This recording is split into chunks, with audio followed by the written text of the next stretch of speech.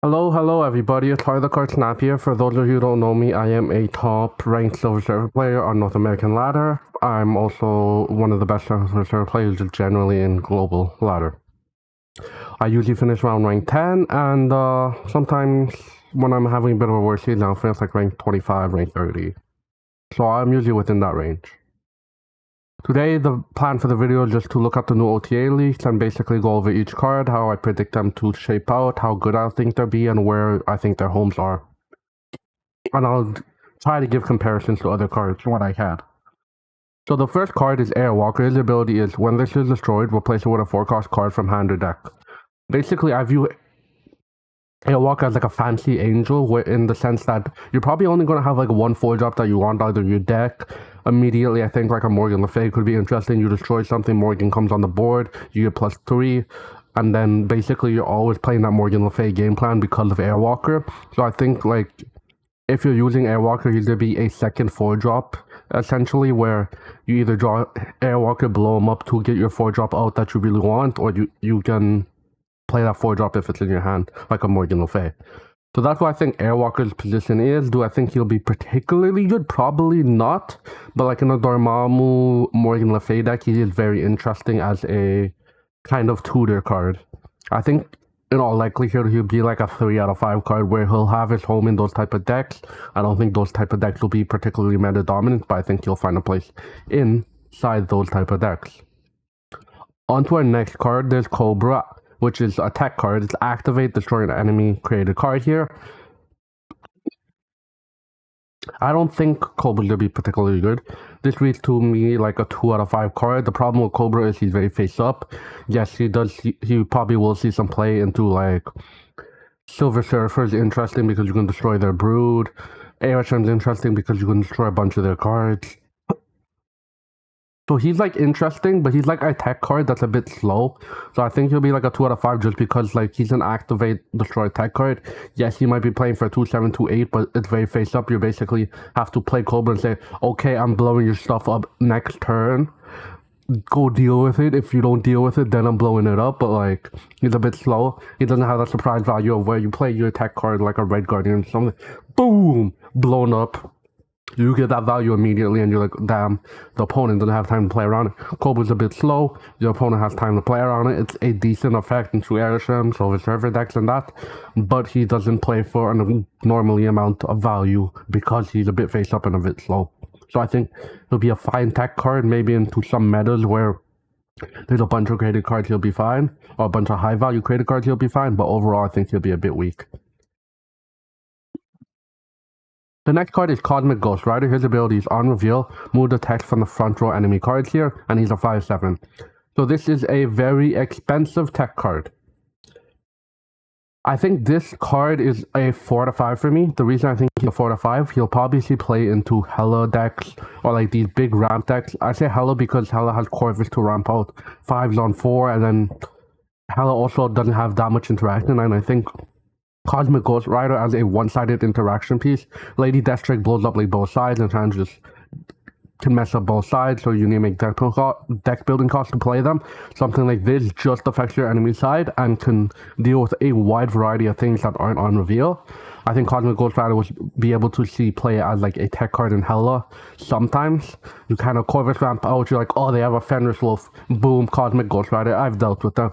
Oh, they have a I don't know, they're playing like a scream and that's a bit annoying for Hella, let's say. Boom, silenced. It gives you a play into a lot of these, or like anything that's problematic for Hella within the first 4 turns, you get a play into it because you have Cosmic Ghost Rider. You can kind of silence them and then you can still play your Hella game plan, blow everything up, whatever. It's fine. You're doing good stuff.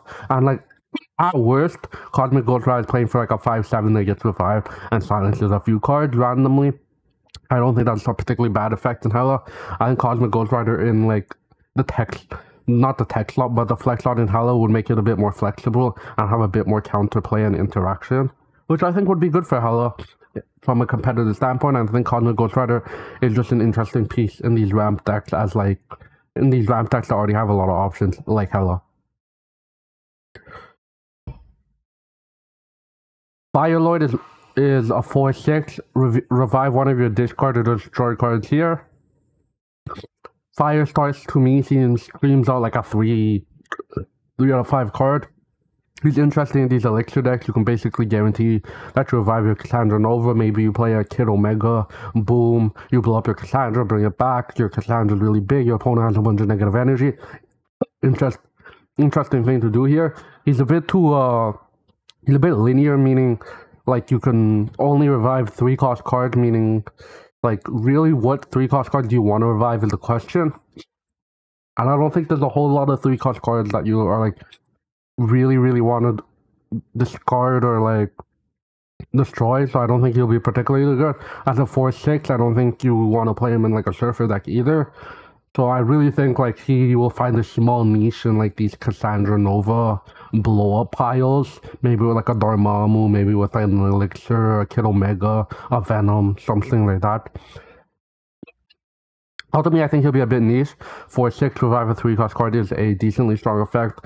It's a bit targeted, but I don't think it's particularly better than like a Phoenix Force or an Elixir even. Elixir is way cheaper, even if it's a bit more random. I think it's going to get more value on net more often than this card will be because he's more expensive. So Firelord, I think he's either like a 2 out of 5 or like a 3 out of 5. I don't think he's particularly good just because his pool of good targets is not great, and at a 4/6, he's not uber desirable as a target. Firestar is another 3 out of 5 card. I think after the next time you play a 6-star card, double this card's power. We're assuming this only works once. This could be interesting into like a Sasquatch deck or maybe a Moon Girl deck or something early. You're playing like a 3/8. A 3/8 is a fine thing to do. You can't play this in Starfish if it doesn't play 6 costs. But like just playing a 3/8 is a fine thing to do. You can buff it 3/17, 3/14. Maybe you play it in like a Sasquatch deck. You get Gwenpool, a few Gwenpool procs on this, it's nice. You get a Galacta proc on this, it's nice. I think you'll find a home at maybe a 3 out of 5, 3.5 out of 5, where it gets like a single buff to like a 3/6 and you're just tempoing at a 3/12 on a deck that's already playing stuff that wants to be buffed a bit and that's already playing these 6 drops. I think its main home will be in Sasquatch Mockingbird decks. You get a pretty decently large card to pair alongside those 2 cards, and you play this early, and it's not really a prime Shang-Chi target because they'll dodge Shang-Chi, because you'll only be playing it pretty much like it'll only become a big card probably after your opponent has already played their card, because Sasquatch decks tend to be pretty good at throwing priority. So I think Frankie Ray will be like a solid 3 to 4-star card depending on how that Sasquatch deck shapes up.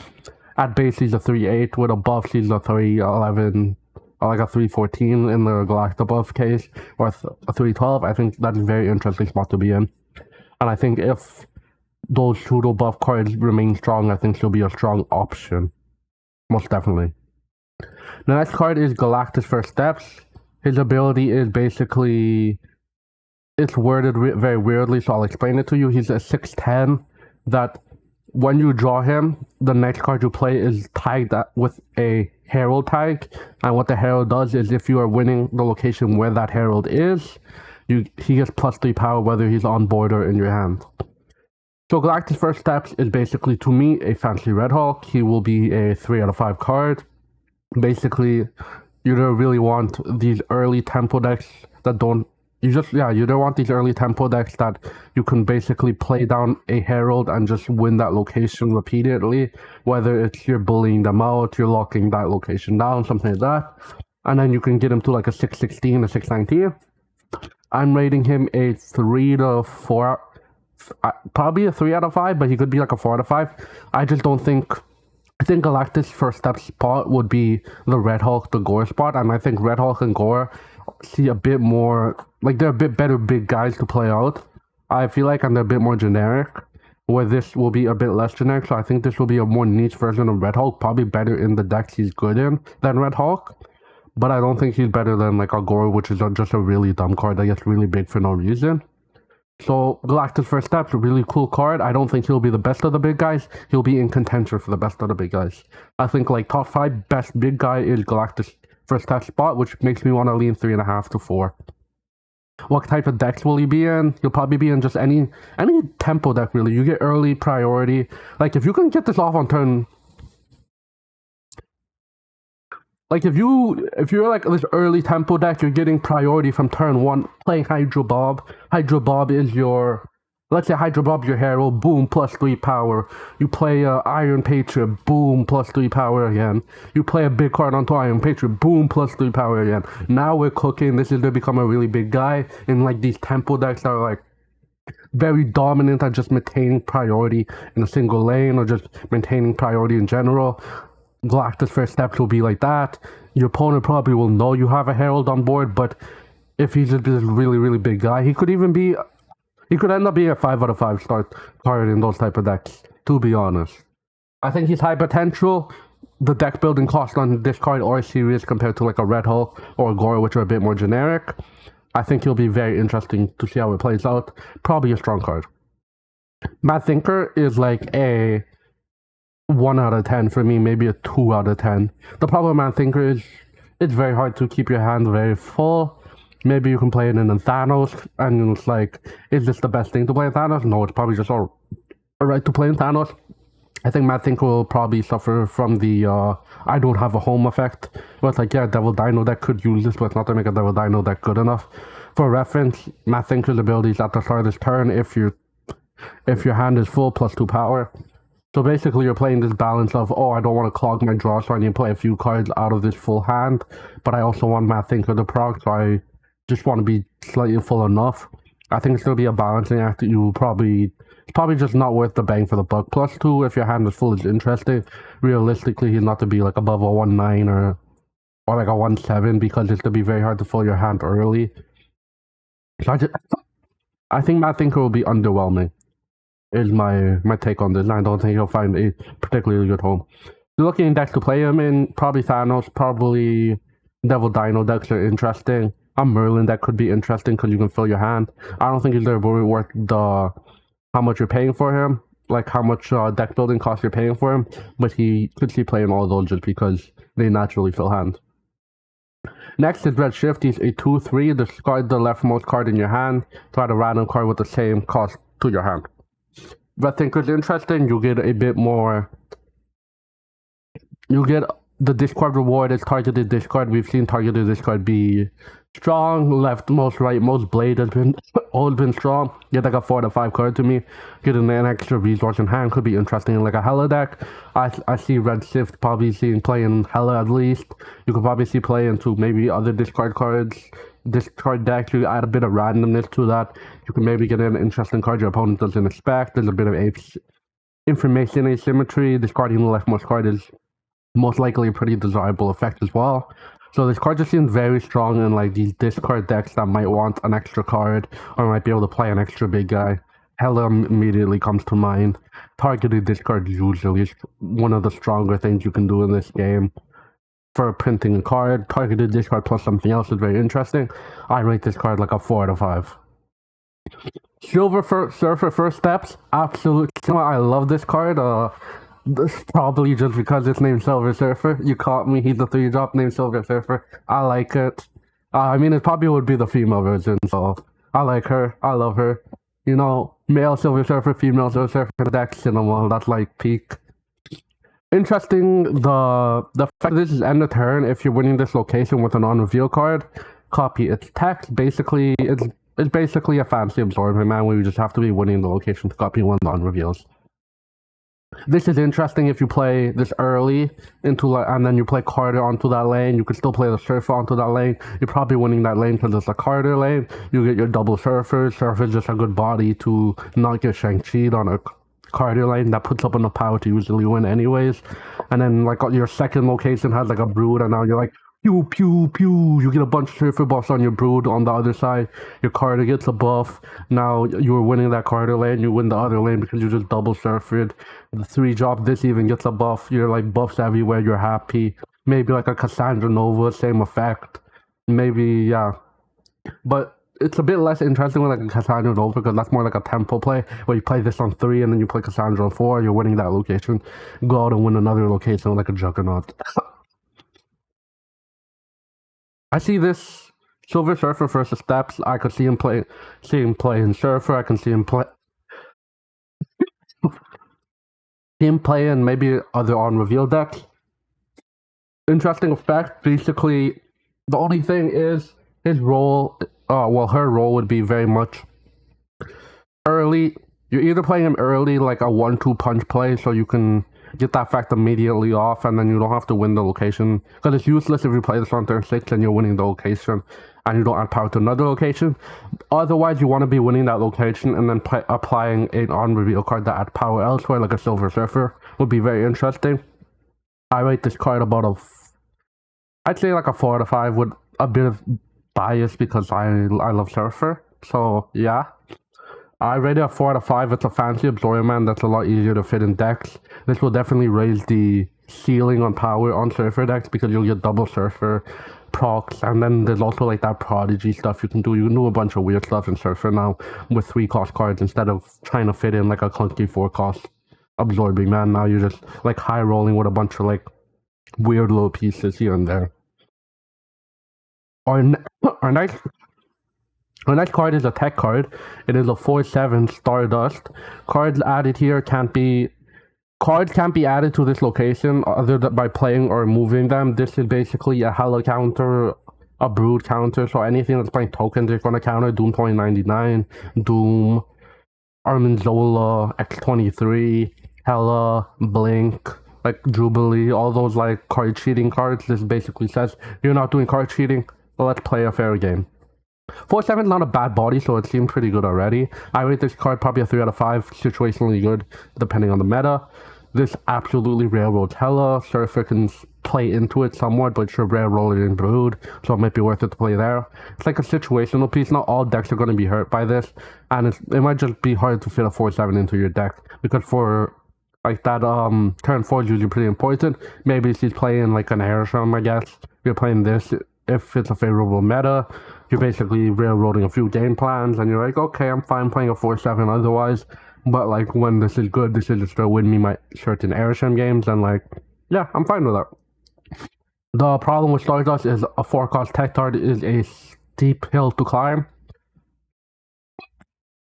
We see with like cards like Enchantress and that, even though they're like really, really good effects, like it's harder to fit them into certain decks. 4/7 though is a good body, good enough for a tech card.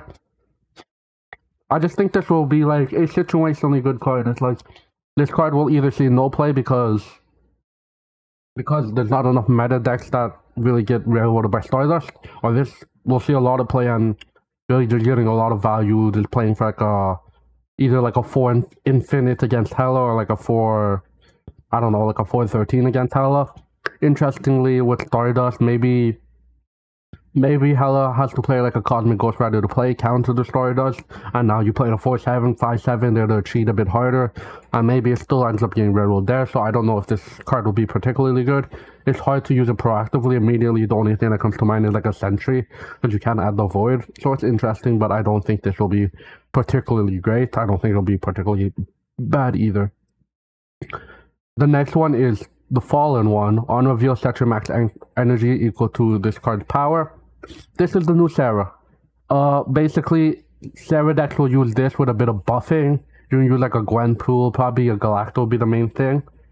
So it's like a Sarah, but you need a bit extra buffing. Sarah will see play still, but the Fallen one will basically say, if I somehow have a reliable buff on the Fallen one, I'm playing like basically a Sarah type card, but I don't get railroaded by Mobius. I think the Fallen one will be like a 3 to 4 out of 5. I'll go 4 out of 5. I think it'll be like a 4 out of 5 card. You will be able to find like these Galacta decks or like some other type of deck that gets us to like 8 to 9 energy on the last turn.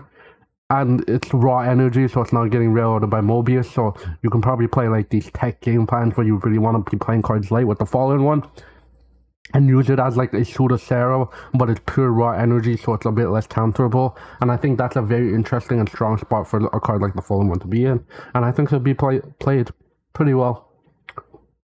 I think he'll be a pretty good card in like these Sarah style decks. Okay, the last card we have here for today is Tarnax the Tamer. For each location, shuffle a rock into the losing player's deck. I rate this a 2 out of 5, maybe pushing a 3 out of 5. Basically, what this is saying is I need to play a tempo deck, maybe a squirrel girl, whatever. I need to get a priority on turn 3. This is basically saying I need to get priority on turn 3. I'm going to play Tornax into it. If there's 3 lanes, I need to get priority on turn 3. I want to be winning 2 of the lanes already. I'm going to play Tornax with priority onto another lane to win the 3rd lane. I'm going to shuffle 3 rocks into your deck. I'm playing this priority Darkhawk. You have 3 rocks in your deck. That's plus 6 power to Darkhawk. Now we're talking. I played a 3-9 with the Darkhawk game plan. You probably are drawing a rock or 2 that's pretty disruptive. It's basically saying we want to build priority Darkhawk. However, I just don't think Darkhawk's good enough. I think even adding more rocks to the deck, you're investing more into Darkhawk. It's interesting. He's gonna be a big guy, but basically, it's a lot of deck building cost to play a priority Darkhawk list for Tarnax the Tamer. Could he end up being higher than a 3-5? Yeah, it could be really disruptive. It could be like we find this like super solid priority Darkhawk list. Boom, you start slamming Darkhawk on board. Then you play like some proactive tech like a Negasonic, a Juggernaut, and you just cook your opponent. There's a billion rocks in their hand. You're controlling the board state. It could be a very interesting thing to pursue. And I think Darkhawk support is needed. It's a cool card to be in the game. It's an interesting way to have Darkhawk's effects, like it's a dual-sided thing. You're also adding rocks to your deck, so if you don't have that priority, there's a downside. I think it'll be a very interesting card to see how it shapes out. And with that, thank you guys all for watching. If you enjoyed the content, don't forget to like and subscribe. Otherwise, check out my Twitch at twitch.tv, Heart of the Card Snap, and I'll see you guys in the next video.